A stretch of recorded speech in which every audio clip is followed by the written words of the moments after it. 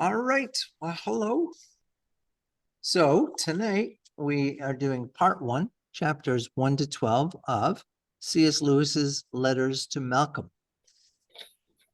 And you should have received by PDF today a little handout where I tried to do the same thing as I did with screw tape letters, rather than making extensive notes on each chapter, to just kind of give a sense of where I saw the chapter mainly speaking towards. So yeah, so my mom had asked before we got online if this was a real friend, and my answer is yes. This is his real correspondence with a friend of his. Obviously another teacher or professor. And so there are times when the language can be a bit academic, but it's because we're listening in onto academics having a conversation. So they are rewarming a correspondence with each other, and they're doing it around the issue of prayer. So in chapter 1, was there anything that you noticed that stood out to you that you wanted to talk about or comment on, or you needed clarification about?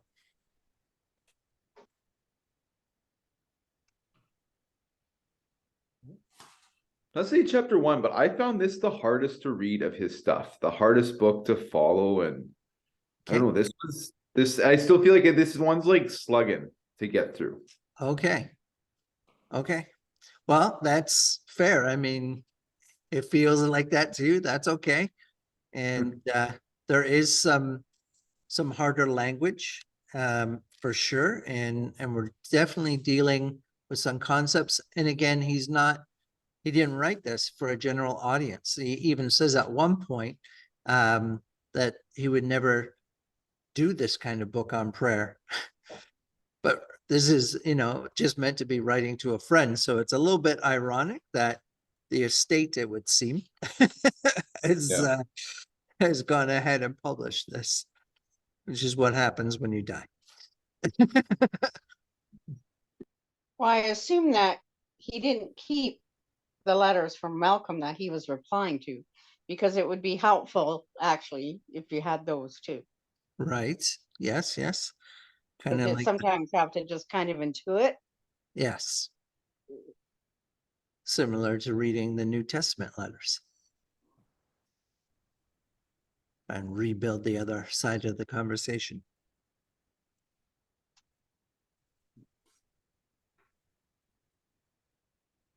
So one of the things, just to start off our conversation, that I found interesting was he starts off by saying, I'm talking about private prayer. I have no intention on talking about corporate prayer. But let me just clear off what I do want to say about corporate prayer. Which is just, in academics, that's called clearing the brush. So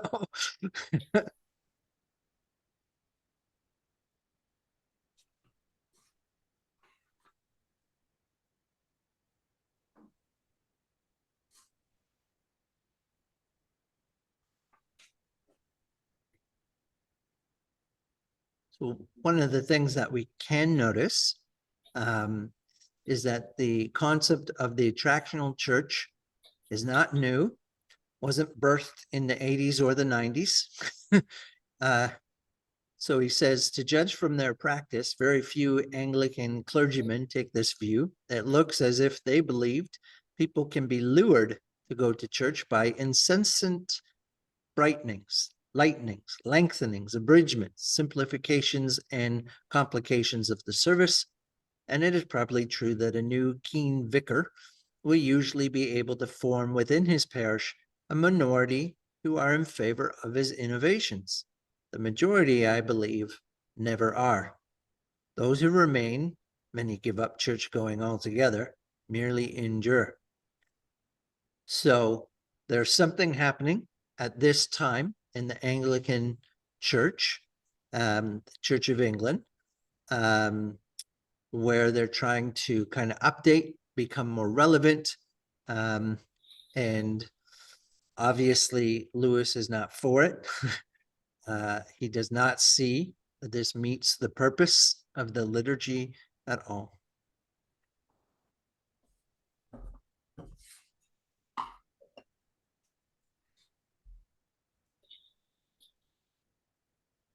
I So, thought it was interesting later in that next paragraph where he talks about the whole surface or the liturgy being, it works best when it's through long familiarity. Now, I used to go to a high Anglican church, so that's helpful, because I kind of yes, know you use the Common Book of Prayer, and some things are the same week after week after week, that's right. Yeah. and it does.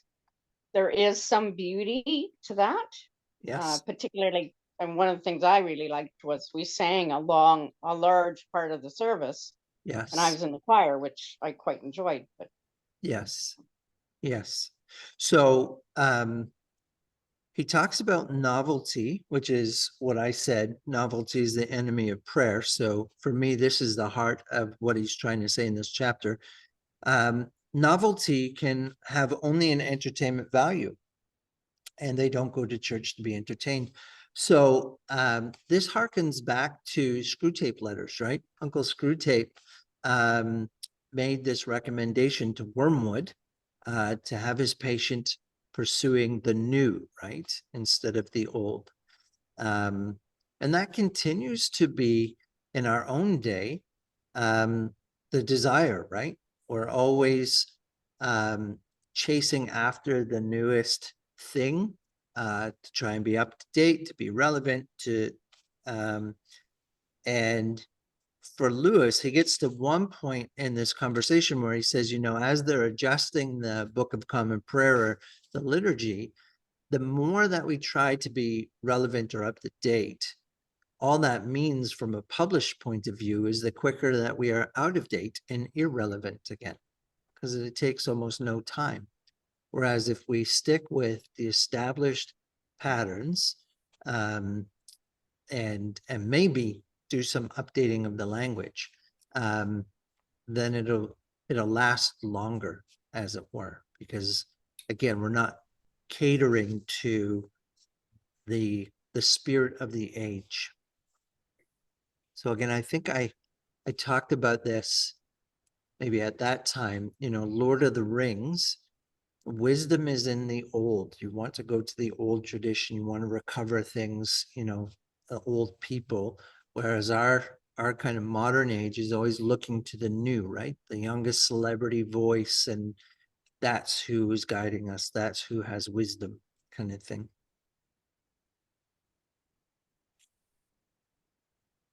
So Lewis does definitely have this sense of, the church service isn't something that we receive, but this is a service to enact. And so the best form of that service is one that we're unaware of the moving pieces, where we can just comfortably move from part to part and really be connected with the act of worship rather than having to think about the moving pieces, and you know what I mean? So if you've ever gotten drawn into a really good story reading, his illustration is helpful. It's interesting because I felt like I heard, or maybe the criticism as an evangelical kid of the liturgical service was just that you didn't think. That was almost the criticism of it. Like Yes. they're just going through the motions Yes. or Yeah. something like that. Yeah. And that was the weakness of that Yes. style Yes. of service. And it's interesting to hear that flip perspective, Yeah. the strength of. Yes. Yeah. And he's on the other end of the spectrum. And again, we saw it in Screwtape Letters, where it's the extemporaneous prayers that are problematic, right? Or we're so focused on coming up with the right words, that we're not actually praying, we're constructing or manufacturing. So you're right, Ben. He's definitely on another end of the spectrum, and I'm aware of that same kind of criticism, right? Like, it's just this cold repetition. You don't even really know what you're saying or doing and all that kind of stuff. And in my own experience as a pastor, particularly here, people who have come from Anglican, Catholic, and similar backgrounds have appreciated my endeavor to keep liturgy, but to unpack it and to explain it, to kind of name it for what it is, always contextualizing it and teaching it. So I've had people who then say they appreciate the tradition that they left, that they grew up in, because it didn't make any sense to them. Now it's starting to make more sense here.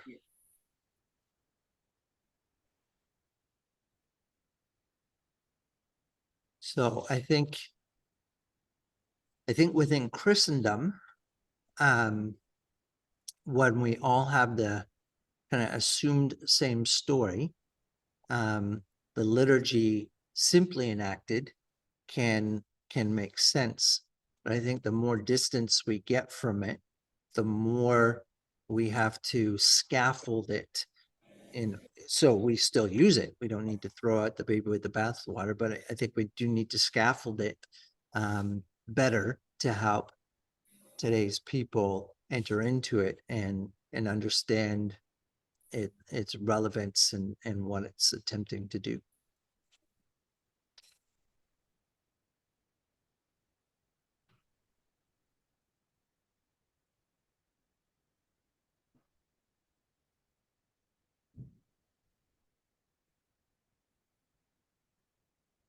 I really like the phrase, the liturgical fidget.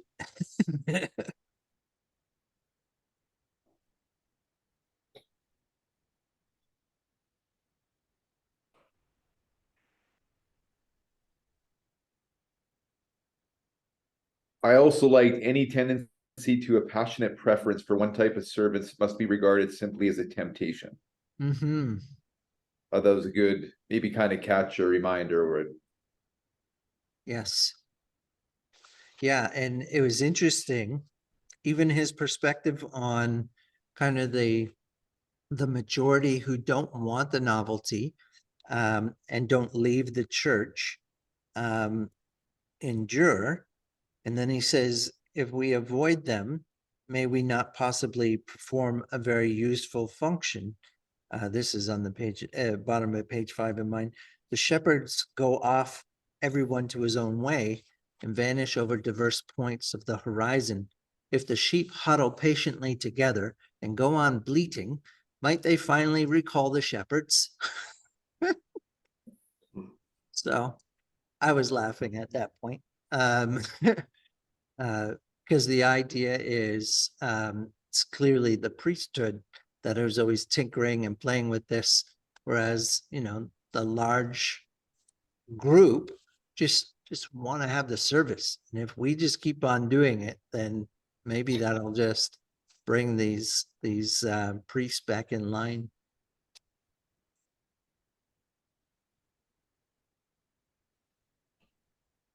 So we get into some language issues, and he was into languages, and so he would he's paying attention to that kind of stuff for sure.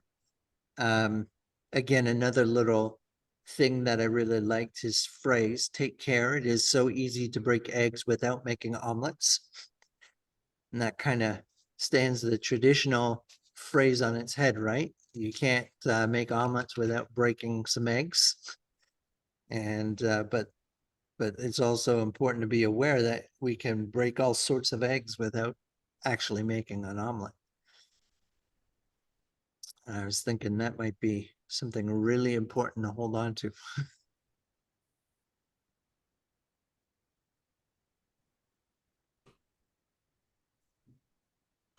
is the worry of a schism that could arise from a different version of the book.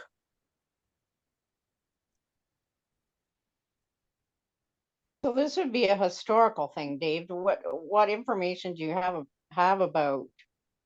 I mean, obviously they were in the process of revising the Common Book of Prayer at that point. Yeah, so that may be the new service book, right? Which they use now largely instead of the Common Book of Prayer. But I don't know. I don't have any historical information. Okay, because I was in my 20s, I guess, late 20s. They were still using it, but Okay. that was a while ago. Yeah. Yeah. Well, and of course, at that point, it's being talked about. So who knows how long it actually took to do Mhm. something. Because at this point, they're just hoping that if something is happening, these sorts of things would be taken into account. Mm-hmm. Yeah. So, let's go on to chapter 2, which I described as diversity of people leads to diversity of prayer.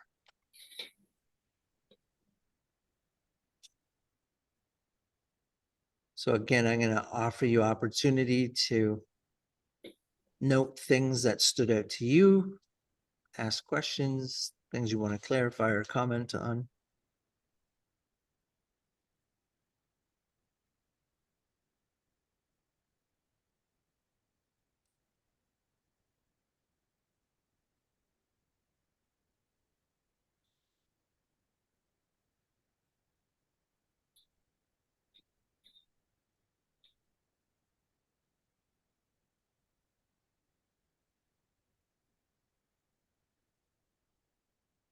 I had written down prayer without words, not fabricated emotion. Yeah. Kind of like that statement. Okay. Yeah. Did you want to try and unpack that at all? Well, you know, how sometimes your emotions get a hold of you to, you know, you get so caught up that that's all that's bubbling out. But you know, I guess in the sense when you're praying now without words, you're letting the Spirit do the ministering to your heart instead of you getting caught up in the fabric of everything. Okay. That's kind of like he said that in later chapters, that the mindset that you're in, the Yeah. temper of your mind. Yeah. And I think that really wraps up in a lot of these chapters, because that's what does enter in. What mindset are you in, and Okay. what are you getting lured into? Mm-hmm. You know, I think of like in our what's going on around us right now with the war and the economy and the environment and all these things. They're just boom, boom, boom, boom, boom. And it pulls your mind away from, you know, knowing that, you know, believing for sure that God's the one who's in control, Yeah. and not all these, I don't want to say conspiracies, but all these things that just are just whirling. They're whirling, they're whirling. So keeping your mindset uh, to who is in control is important. Yeah. Good. Thanks. And when you come with prayer without words, that's pretty cool, because you're conversing now in your mind with the Spirit. Okay. Thanks. Yeah, and then a little later in that same chapter, he goes on to say, but it's also important that the ready-made modicum also has its use. Mm-hmm. So for me, first, it keeps me in touch with sound doctrine. Left to oneself, one could easily slide away from the faith once given into a phantom called my religion. Yes. So there's a, you know, it's a balance, right? You need both things. Always tensions. Yes. So they're talking about this mutual person, Rose Macaulay. And this person is collecting these books of ready-made prayers. And neither one of them, this would suit. However, Lewis is not repelled like Malcolm is. And so he says, broaden your mind, Malcolm, broaden your mind. It takes all sorts to make a world or a church. This may be even truer of a church. If grace perfects nature, it must expand all our natures into the full richness of the diversity which God intended when he made them. And heaven will display far more variety than hell. So we should tuck that away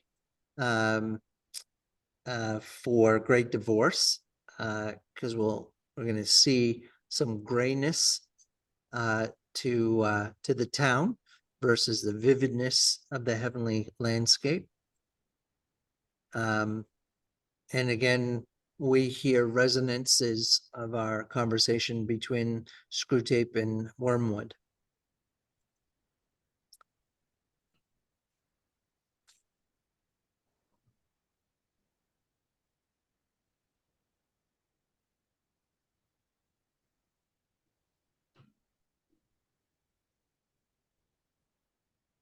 So we talked about being at the top of one's form for the prayer without words.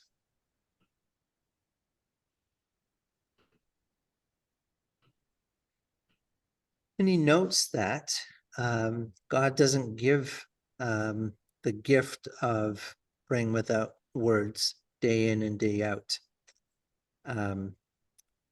So again, we encountered that a lot in Screwtapes, the idea that humans have the thinking that says, if we have something once, we can always have it or do it.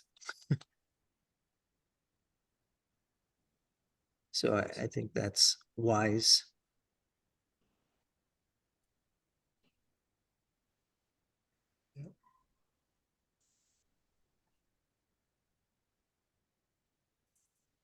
Yeah, it kind of puts it into perspective. It's like, are you trying to put God in a box? And, you know, if we just do this prayer around, and everything's just going to come out the way it should be. And so many times God moves in ways that are always different. They're never the same. And you come to realize that more and more.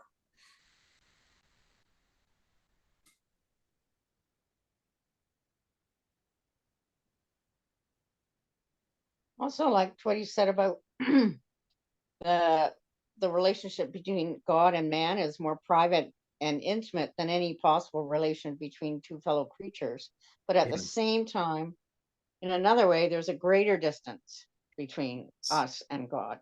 So it's Yeah. like, you know, and I found that helpful. Yes. What did you find helpful about that? I think sometimes, you know, you can feel that God's so far away.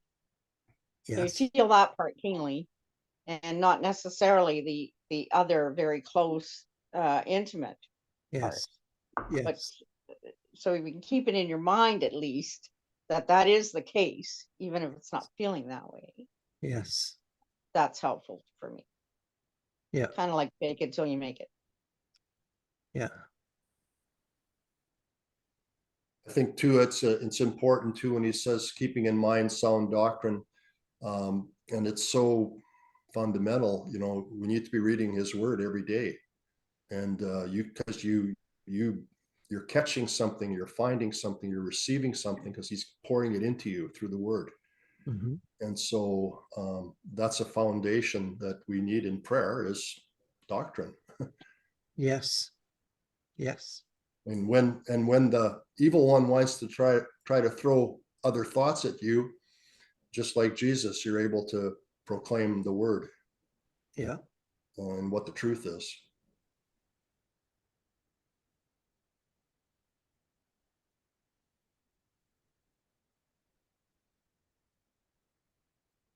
So what are your thoughts on what things we ought to pray? Do you think he did a good example there, trying to share what we should be praying for other people?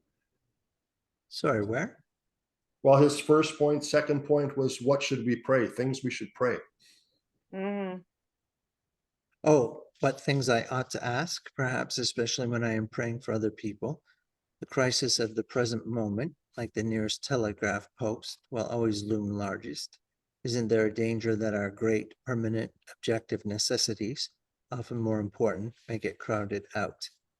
By the way, that's another thing to be avoided in a revised prayer book. Contemporary problems may claim an undue share, and the more up-to-date the book is, the sooner it will be dated.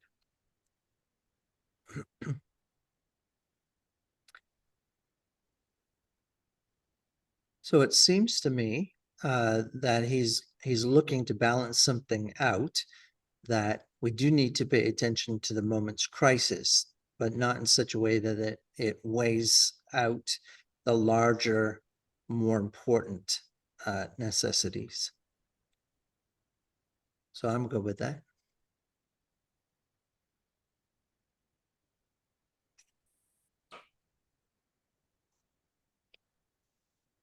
All right, chapter 3. I entitled this, or maybe not entitled, but I saw kind of a physical dimension of prayer being discussed here.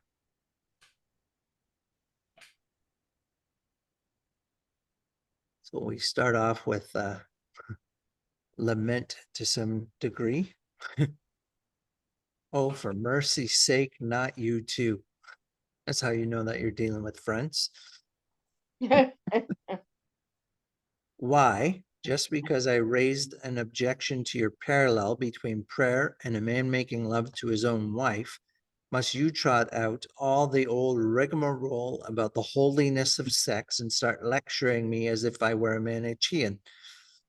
I know that in most circles nowadays, one need only mention sex to get everyone in the room emitting this gas, but I did hope not you. Didn't I make it plain that I objected to your image solely on the ground of its nonchalance or presumption?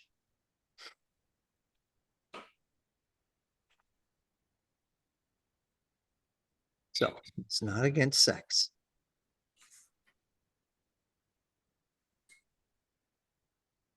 I appreciate So that then here, he- like in, oh, sorry, like No, in go your ahead, Ben. Christianity, he talks about sexual ethics, behavior, and when sexual acts when lawful, which means chiefly when consistent with good faith and charity. It's sort of like there's a behind, and he talked about chastity, like there's a behind, like we tend to have the quick, like in marriage between a Yes. man and a woman, like kind of these bang bang things where it is, but he kind of pushes it, and you're like, oh, I never thought of that. That's bigger perspective, or a different perspective than the really simple answers we tend to think of fast. Yeah, although when he says when lawful, I don't know that that would exclude the idea of marriage. So No, that okay. wasn't what I was thinking either. I didn't mean to throw out those other things, just so you're Yeah. like, oh, that's bigger than just simply Okay. in marriage or not. Yeah. Yeah. He's certainly, we're back to the virtues that we saw in mere Yeah, that's the Christianity. right word. Virtues. Yeah. Okay, good.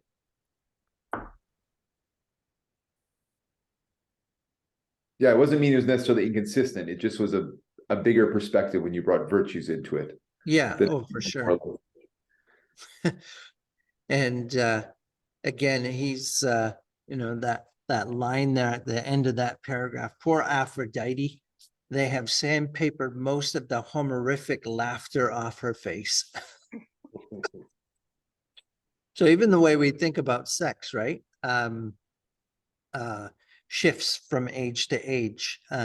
We are post the Victorian era, and the Victorian era really emphasized a certain prudity that you didn't have that before.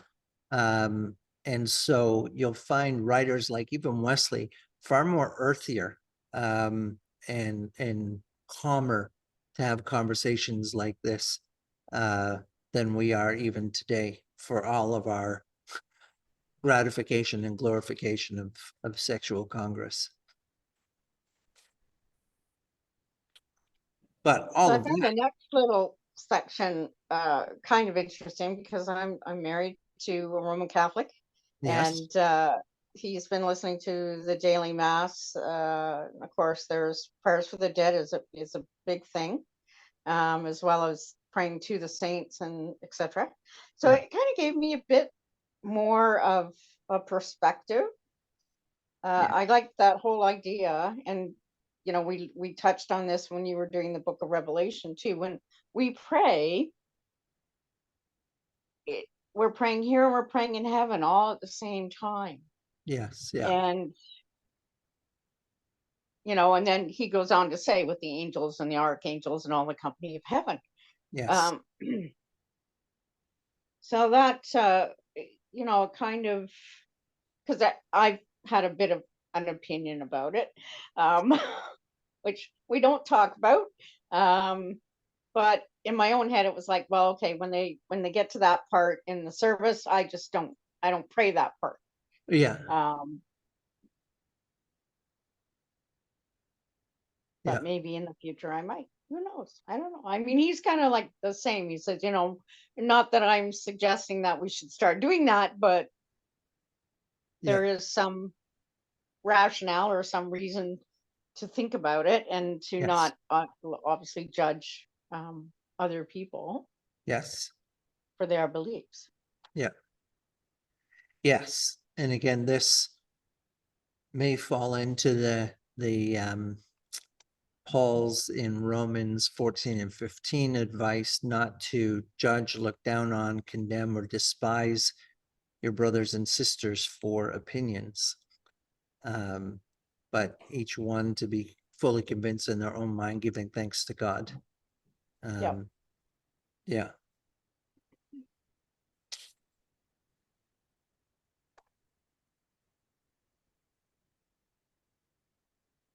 Although he does kind of push against the idea of a picture of heaven in which you're trying to find the best, strongest kind of ear to God.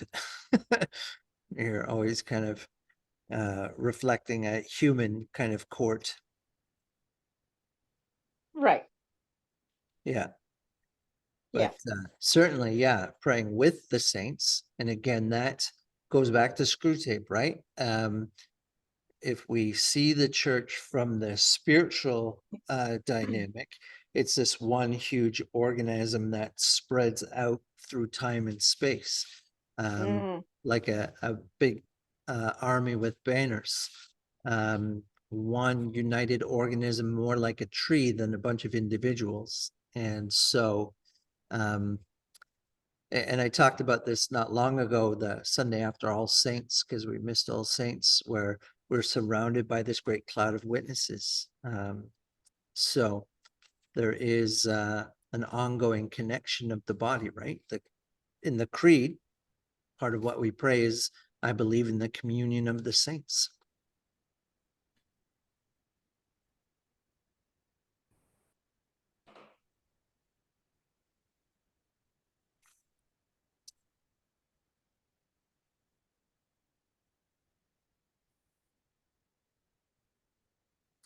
Anything else you want to draw out of this chapter?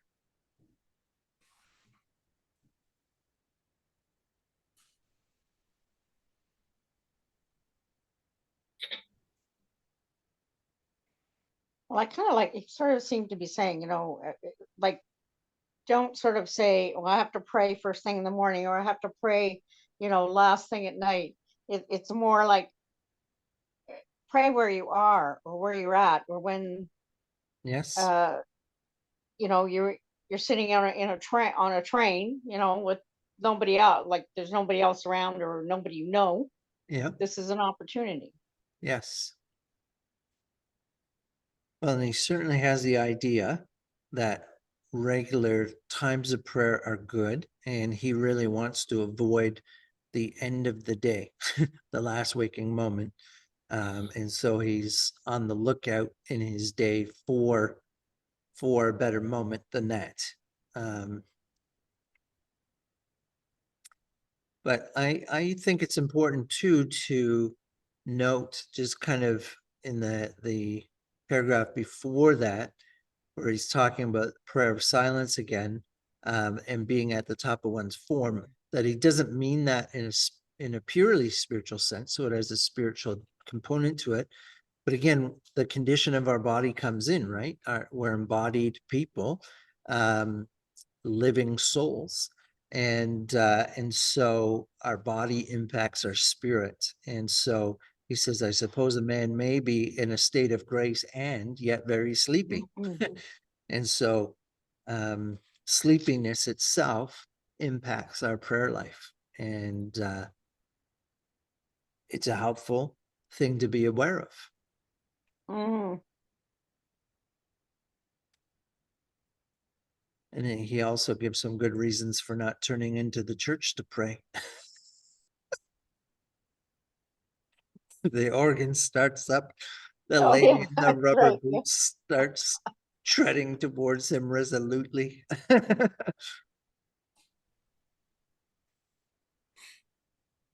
Yeah, he likes to add that kind of humor always. There's always, as he's writing to us, that's what you would do with a friend, right? You'd Yeah. poke a little bit, poke here, poke there. Yeah. So that's exactly how he's kind of, that's how he brings those things out. They're Yeah. very humorous. Yes. Yeah.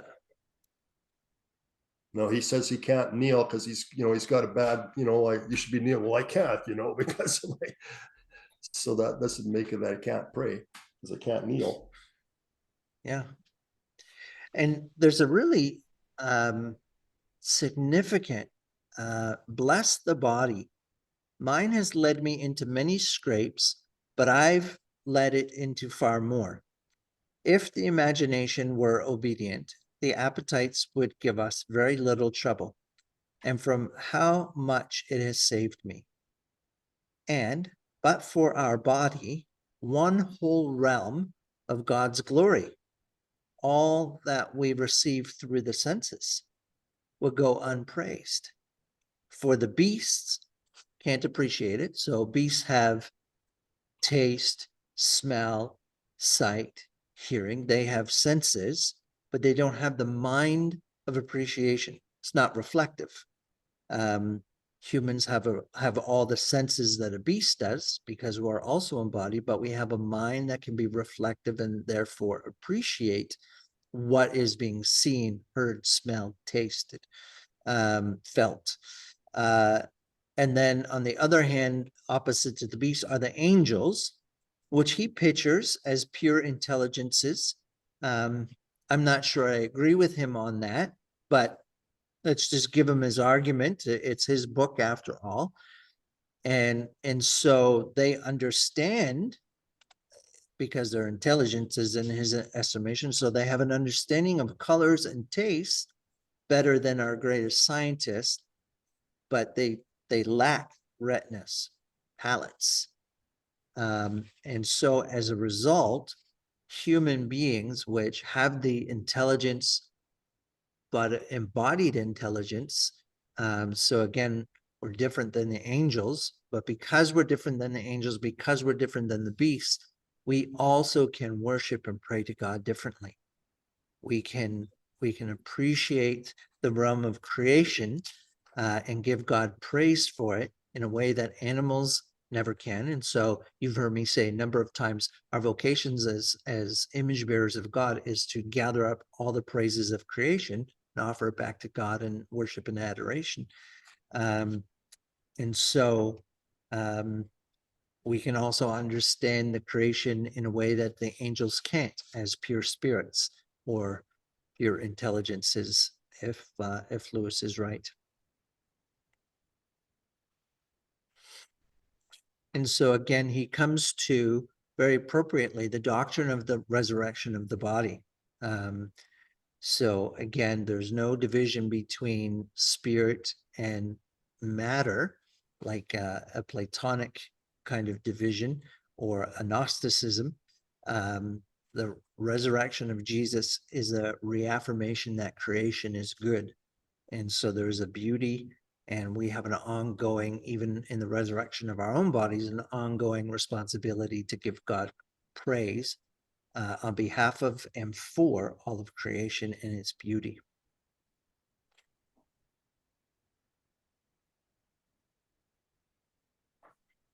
All right. So we move into chapter 4, the disclosing of ourselves through prayer. Third time. Good. Any thoughts on chapter 4?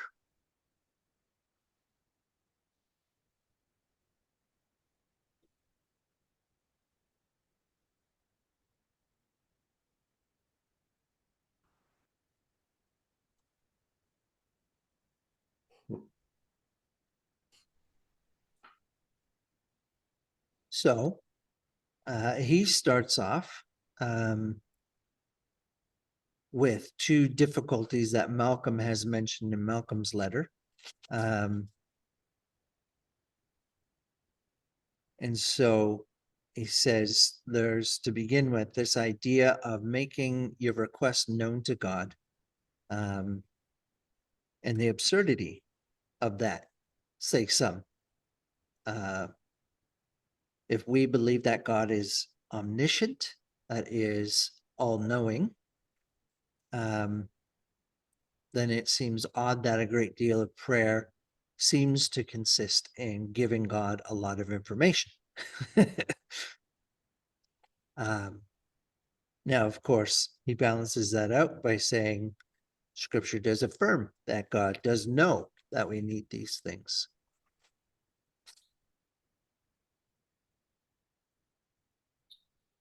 But there is something in the criticism that is important for Christians to hear. And so Lewis says, I have heard Christians that are really just giving a diagnosis and then giving God advice how he should treat the patient. I thought that was important to recognize.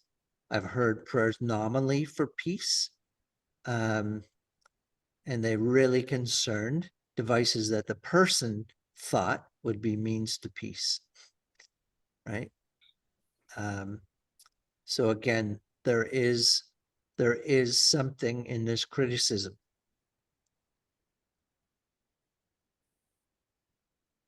So to confess our sins before God is certainly to tell him what he knows much better than we. And also, any petition is a kind of telling. If it does not strictly exclude the belief that God knows our need, it at least seems to solicit his attention. Some traditional formula make that implication very clear. Hear us, good Lord.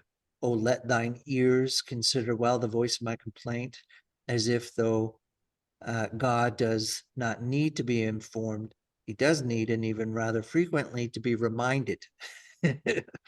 But we cannot really believe that degrees of attention and therefore of inattention and therefore of something like forgetfulness exist in the absolute mind. I presume that only God's attention keeps me or anything else in existence at all. So we're not really needing to remind God. He's attentive. Yet I've heard it preached over the years that if you're not specific, your prayers aren't really being received. You got to be specific and all this. And Yeah. you shall receive and all these. But a lot of times when you hear those prayers, it's like they're almost trying to fill up the time. So Right. the more they ramble and pull it out, it's like it's a better prayer, and it isn't. Mm-hmm. Sometimes you just need 3 words to be said. Yeah. So that all-knowingness of God, I think he sees our heart, and that what's coming out of our heart is a prayer that's received, not some prayer that somebody else is going to hear and respond to or agree. Yeah, that's the diagnosis, and that's what has to be removed from the body, and and if the surgeon would do this and this and this, those are we're connecting our flesh. We're not connecting with God's heart. I feel that. Yes. Thing that really hit me was that it's, yes, God knows already either, our sin or what we need. All those things are known, but it's, we're offering ourselves to be viewed. Instead of merely being known, we show, we tell, we offer ourselves, Yes. and we putting ourselves on a personal footing with God, which we can only do because he lets us do that Right. through the Holy Spirit. Yeah, there's a condescension on God's part. So here again, Screwtape kept wanting fantasy, all the idea of action to be in the realm of fantasy and all the imagination to be in the realm of will. So that the patient never actually does anything.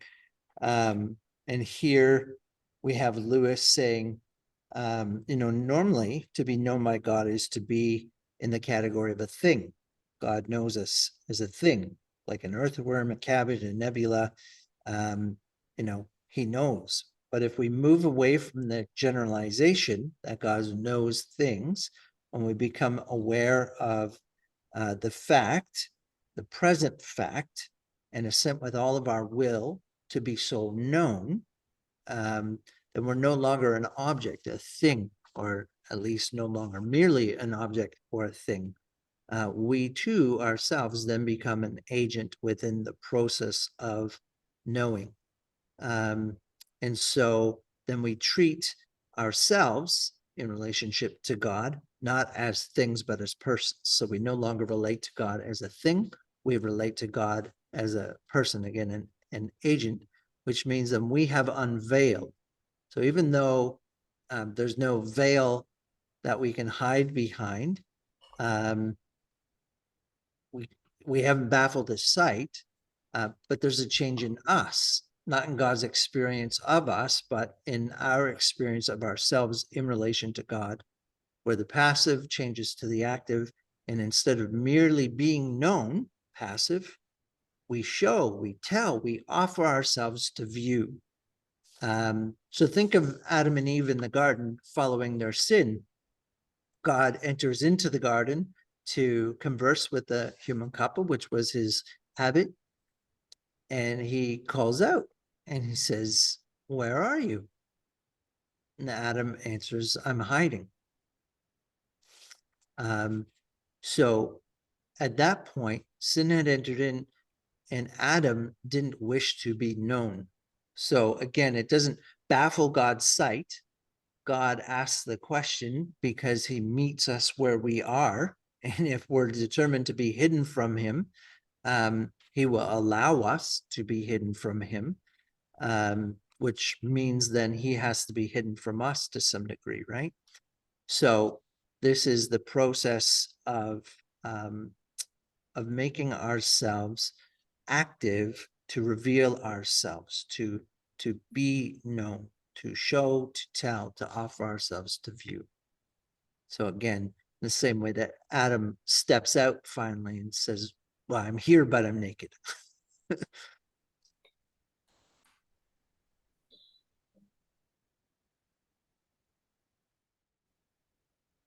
And so, yes, this changes our footing, God's grace, because by the Holy Spirit, we're able to cry, "Father," by unveiling, confessing our sins, making known our requests. We are taking on the rank of persons before him, not just things. And he, I said earlier, condescends. So he descends and he becomes a person to us.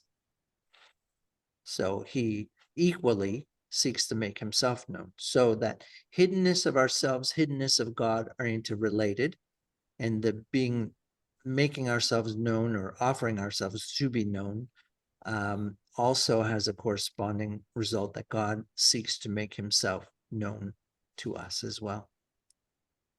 He kind of summarized that up by that statement: the door in God that opens is the door he knocks at. Yes. So that's Yeah. exactly what you're saying. That's how he sees it. Yeah.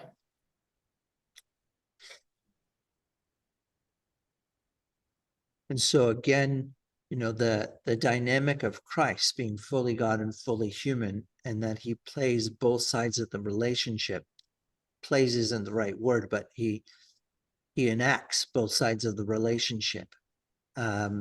Is just so key. Mhm. And it references Martin Buber's I and Thou.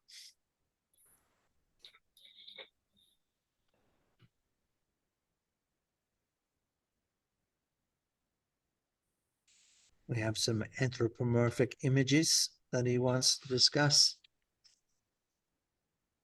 Knowing that everything we can say about God is itself symbolic, right? Like even the word God, letters, words, those sounds, all of those things are symbols. Our thoughts, even if it's the word God kind of printed on your inner eye, that's a symbol. If you think of God in kind of an activity, or even, the Hebrew, the empty space between the two cherubim on the Ark of the Covenant, and there's God's presence, all of that is construction. And so again, the idea of not thus, neither is this thou. So the recognition that God has to be mediated to us in some form, but we can't mistake that form for God, who is him in himself, right?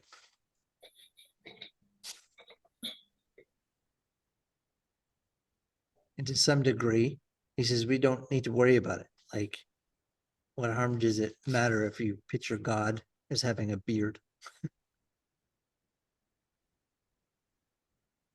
So Dave, one of the words I had to look up today is naif, Yes. Naif.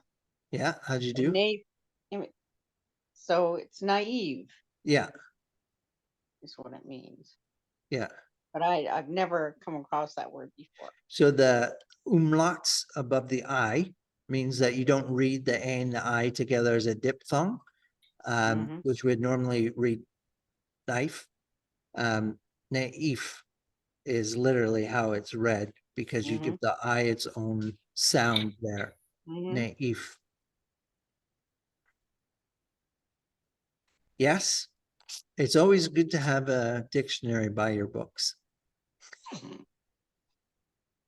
I know Bob Here does. Google comes in.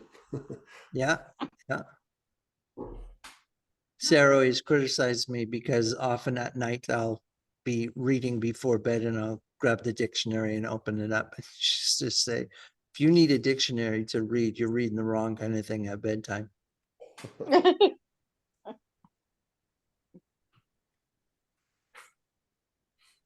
I think it's quick, it's interesting and a good reminder. We talk about God a lot. He's very quick to recognize that symbols.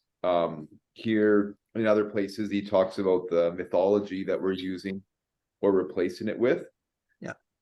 He's very quick to recognize the limits. I don't hear that very often in outside of him. The limits of the language, symbols that we use, that we choose. Yes, yes. And his point about the mythology, that the new stuff, again, he has some suspicion of the new, usually because it's offered to us as a replacement, as something better, as more complete or more true. And of course, he's too learned to know that that doesn't work, that we just have blinders on and we don't see that our contemporary language is itself pictorial imagery, and so is itself myth. And so all he's saying is that this newer myth is actually poor, is not as rich as the older myths, the older images. And so it's not that he's rejecting the new, he's challenging some of the claims about the new. And he does the same sort of thing in his book, The Discarded Image, where he talks about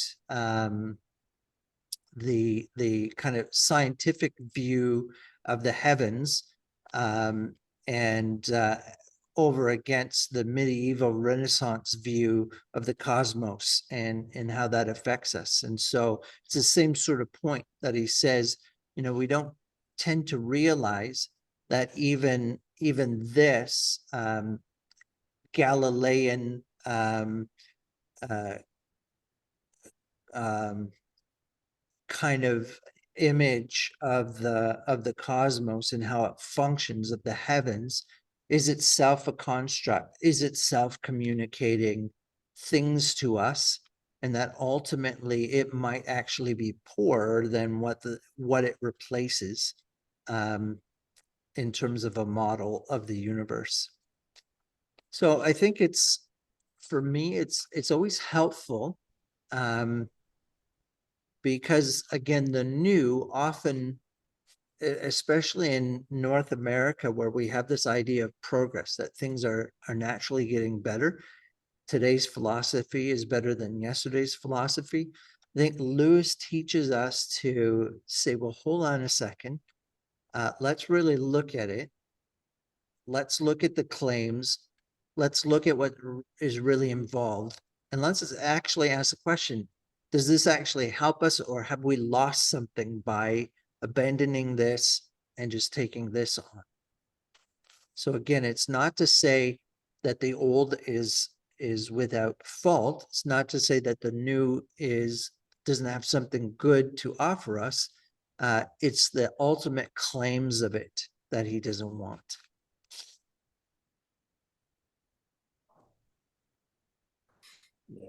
Yeah, I agree with that. I mean, you take, you pull your mind away, say 100 years ago, when they didn't have TV, they didn't have radio or anything.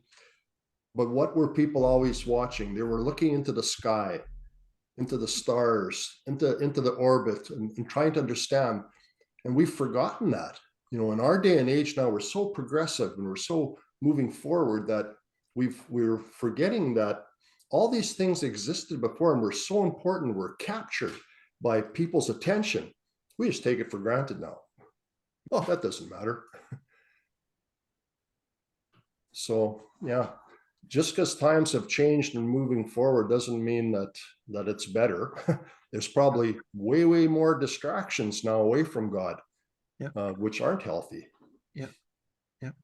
Another thing I really want to bring forward, which I think he says and is really important, it's no use to ask God with fastidious earnestness for A, when our whole mind is in reality filled with the desire for B. We must lay before God what is in us, not what ought to be in us.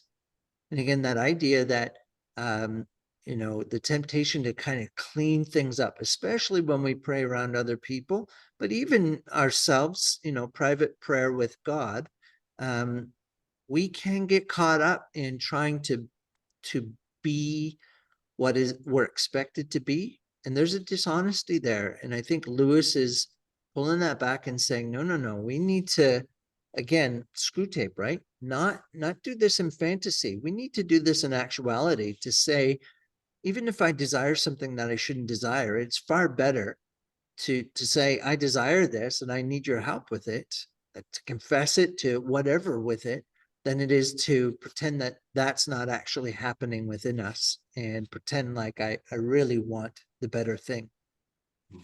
I think that's just so key, and pastorally, it's so important to get a hold of.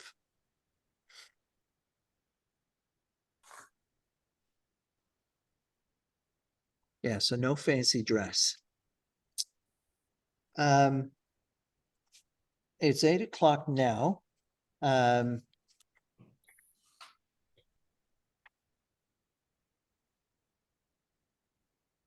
don't want to pass without looking at chapter 8 together. And we can go back if you want to go back to other chapters, but chapter 8 I've entitled Prayer in Crisis, and that follows chapter 7, which was kind of a discussion on petitionary prayer, asking God for things. What froth and bubble My last letter must have seemed to you. I had hardly posted it when I got Betty's card, that's Malcolm's wife, with the disquieting news about George, their son, Lewis's godson. Turning my jocular reference to his descendants, so he's on the point of death, into a stab. At least I suppose it did. And making our whole discussion on prayer seem to you, as it now does to me, utterly unreal. So they've been having this dialogue. It's been really good. I think we've been kind of chewing the meat of this. And yet now with this crisis that hits, it moves from something that's good to something that's utterly unreal. The distance between the abstract, does God hear petitionary prayers, and the concrete, will he? Can he grant our prayers for George, is apparently infinite. So up to this point, we're having this kind of academic conversation about prayer. And again, it's true stuff, it's good stuff, it's doctrine, it's wrestling, it's asking honest questions, it's seeking honest answers. And yet it's up here. And now there's this moment of George might die. And it's just changed everything. It's no longer a question of academically, can God answer petitionary prayers, but will he answer these prayers? Not, of course, that I can pretend for a moment to be able to feel it as you do. If I did, you would say to yourself, he has no children. A few years ago, when I was in my own trouble, I suspect that was the loss of his wife, Joy Davidson. I was in my own trouble. You said as much to me. You wrote, I know I'm outside. My voice can hardly reach you.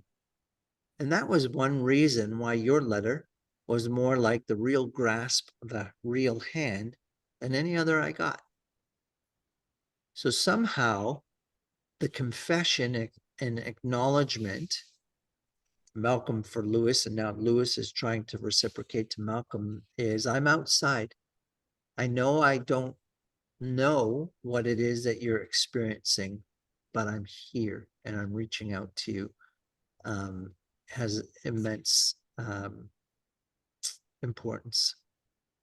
The temptation is to attempt reassurances. And he goes through, diagnoses and all that sort of stuff. And of course, that would all be true. But what in that way could I say which you are not saying to yourself every hour? And you would know my motive. You'd know how little real scientific candor or knowledge lay behind my words. And if, which God forbid, your suspense ended as terribly as mine did, these reassurances would sound like mockeries. So, at least I found.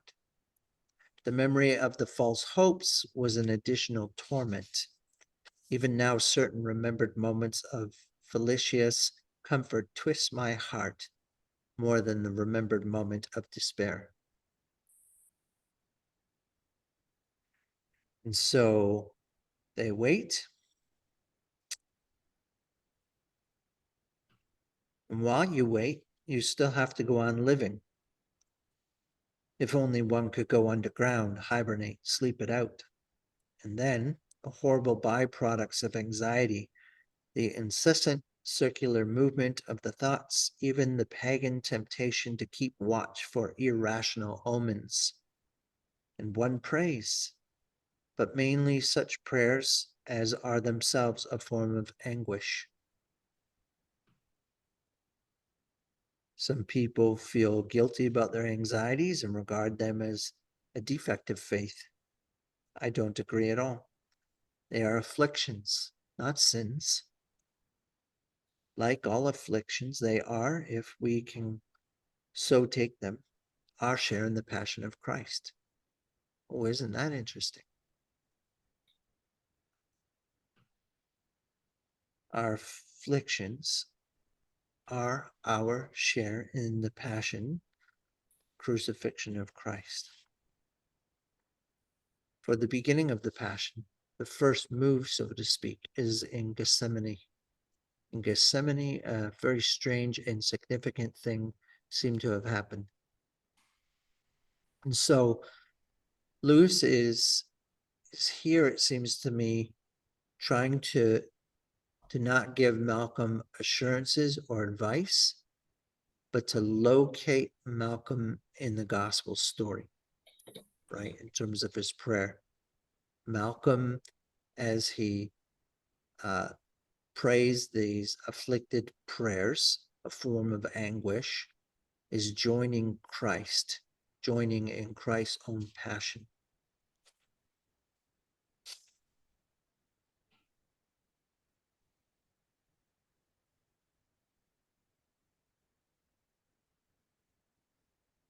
Lest any trial indecent to humanity should be lacking, the torments of hope, of suspense, anxiety, were at the last moment loosed upon him. The supposed possibility that, after all, he just conceivably might be spared the supreme horror. There was precedent. Isaac had been spared. He too, at the last moment, he also, against all apparent probability. It was not quite impossible, and doubtless he had seen other men crucified, a sight very unlike most of our religious pictures and images.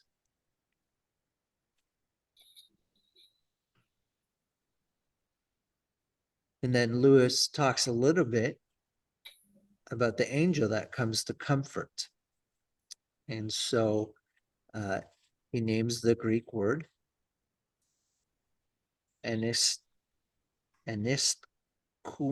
kuon, in Greek means consoling, strengthening is more the word. So again, Lewis is trying to help Malcolm locate himself in the story, and not just the anguish, but the strengthening. And so Lewis himself is trying to take on the form of the ministering angel for this Christ in Gethsemane picture for Malcolm, to strengthen him in this dark night. Hold comfort this, that the thing must be endured and therefore could be. We all try to accept with some sort of submission our afflictions when they actually arrive, but the prayer in Gethsemane shows that the preceding anxiety is equally God's will and equally part of our human destiny. The perfect man experienced it, and the servant is not greater than the master. And then there's this freedom here to be in anguish, to be afflicted. We are Christians, not Stoics. So we're not meant to have stiff upper lips. We're not meant to face these things stoically, quietly.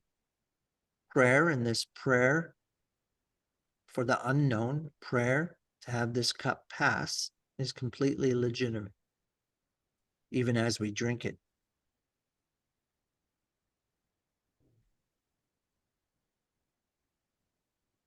Does not every movement in the passion write large some common element in the sufferings of our race?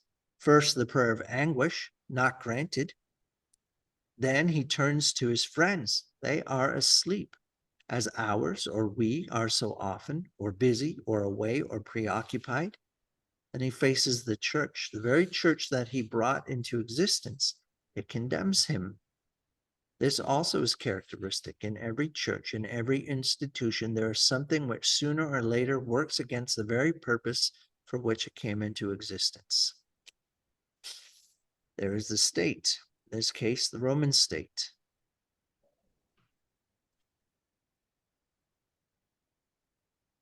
You see how characteristic, how representative it all is. The human situation writ large. These are among the things it means to be a man. Every rope breaks when you seize it. Every door is slammed shut as you reach it. To be like the fox at the end of the run, the earth's all staked. As for the last dereliction of all, how can we either understand or endure it? Is it that God himself cannot be man unless God seems to vanish at his greatest need? And if so, why? I sometimes wonder if we have even begun to understand what is involved in the very concept of creation. If God will create, he will make something to be, and yet to be not himself. To be created is, in some sense, to be ejected or separated. Can it be that the more perfect the creature is, the further this separation must at some point be pushed? It is saints, not common people, who experience the dark night. It is men and angels, not beasts, who rebel.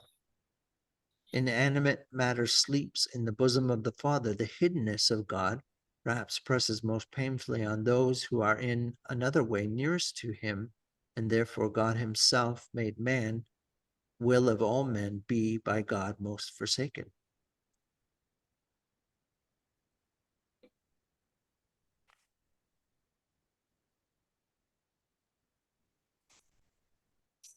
I am, you see, a Job's comforter.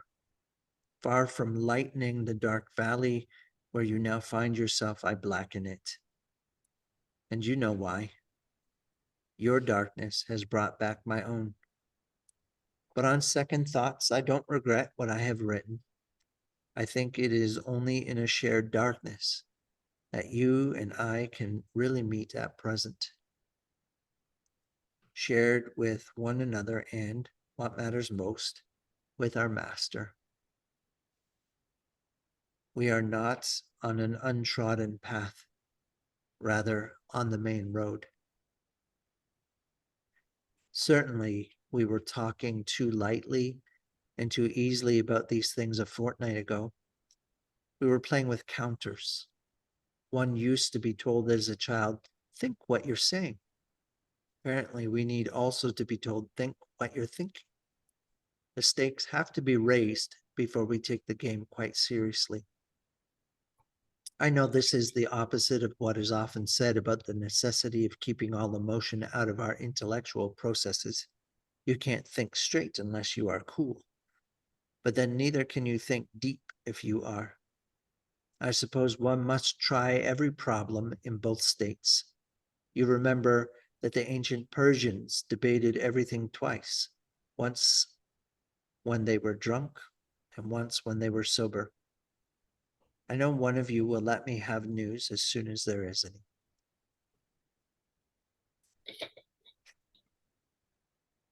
What do you think of that?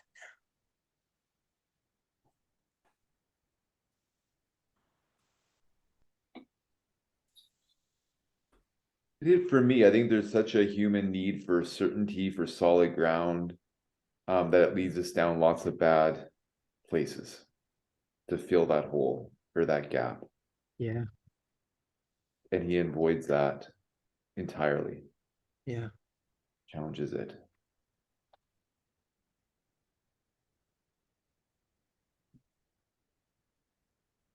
We want to give it to people, we want it for ourselves so badly. Yeah.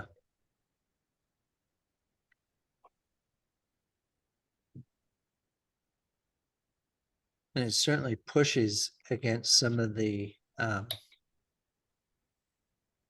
health and wealth claims, right? We're not on an untrodden path, rather on the main road. This is the human situation writ large. We're all going to go through it if we're not at this moment going through it.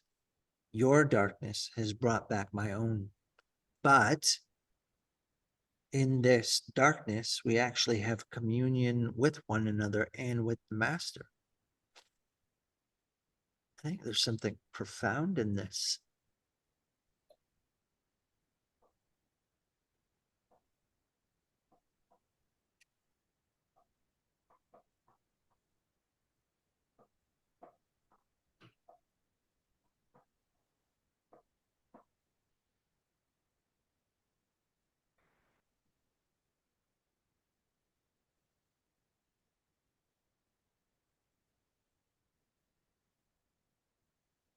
the recognition that we can talk about religious things, prayer, doctrine, worship, in more than one way. There's this intellectual way that seeks to keep emotion out of it, and then there's the emotional way. And Lewis is maybe an odd academic when he says, if we remain cool, we keep emotion out of it, then we'll never go deep. It's our emotions that take us deep into the experience. Something that one biographer notes about Lewis, he writes 2 books on, he writes The Problem of Pain and A Grief Observed. And if you ever see the movie Shadowlands with Sir Anthony Hopkins as C.S. Lewis, you see the difference. So Lewis, in his kind of lecturing, uses the phrase in Problem of Pain, God whispers to us in our pleasures, but he screams to us in our pain. So it's this awakening thing. So pain is a good thing. It's very academic in terms of the idea. And then A Grief Observed is his journaling, de-evolution, re-evolution, after the loss of his wife. Very, very different works. We're going to look at A Grief Observed next semester. It was one of the works. So he's kind of touching on some of that stuff here. And so he's able to know or explore in a much deeper way. It doesn't look for resolution. So in Shadowlands, you have the scene when he comes back to college and his friend, who is, I think, the chaplain at the college, begins to try to say God must have a purpose or something along those lines for the loss, and he just loses it. No, I won't have it. I'm sorry, no. And it's just, it's the cross. It's the cross. The cross puts to death all of the fantasies, all of the God just wanted another angel. This is horror, and we have to come face to face with it. But we're not alone in the darkness. That's the hope.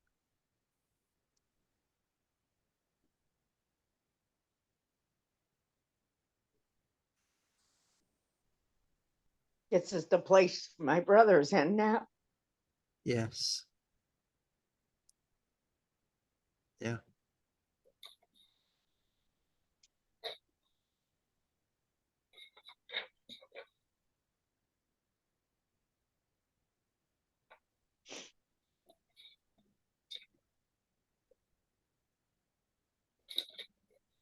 Shared with one another, and what matters most, with our Master. Well, we have a couple minutes. Was there any other chapter, any other concepts that you wanted to point out or comment on?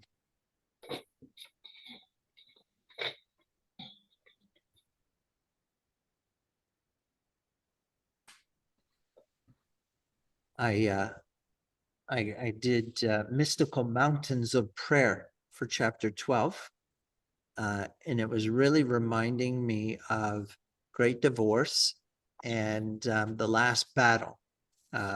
We haven't read either one of those together yet, but it's that theme of further up and further in. And in Narnia, it's this climbing of the mountain, and this union with God, this entering into the most real of our existence, of our experience. And so while he's not keen on mysticism in and of itself, does have this sense of scent.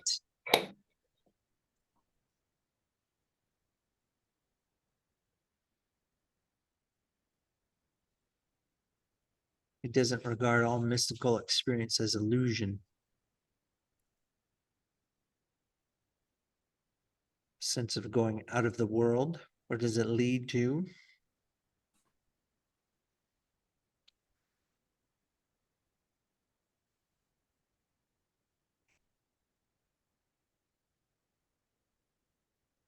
Well, why don't we leave it there for tonight? Just had one thought on, I don't know which chapter it was, but where he was talking about religion. Oh, and yes. Going on and on about, and I kind of, that resonated with me because, you know, in a lot of conversations you have with people, that word is always pulled up. Yeah, And you know, you kind of dance with it, and Yep. it's not like you know, it almost feels like you're pushed into having to defend it, but yet you let Christ do the defending. But yeah, there's such a mindset in the world of what religion is, a bunch of rules, and if you know, you follow all these things, and if you break the rules, you're just going to fall off anyway, and what's the point then? yeah. So Chapter 6. is it 6? Yeah. So I'm glad he brought it out. He talked about it, and it's certainly was present in his day too, as it is Yeah. in ours. Oh, yeah. And he talked about some dynamics, right? So again, we can't assume that by naming one word that we're all talking about the same thing, right? Because for Yeah. some people, that just means one compartment of their life. Yeah. I'm like Ben, there was a lot of these chapters, they were way over my head. I didn't have a clue what he was, how he was trying to qualify all these things. And it was just like, yes, I just wrote down poor chapter. I don't get this. Just move on to the next chapter. Well, sometimes all that means is repetition is needed. Just need to read it a couple more times and you'll And have then he picks it up 3 chapters later, what he said, you know, Yep, what he was trying to say back then. yep, yep. All right. We'll leave it there then. Stop the recording.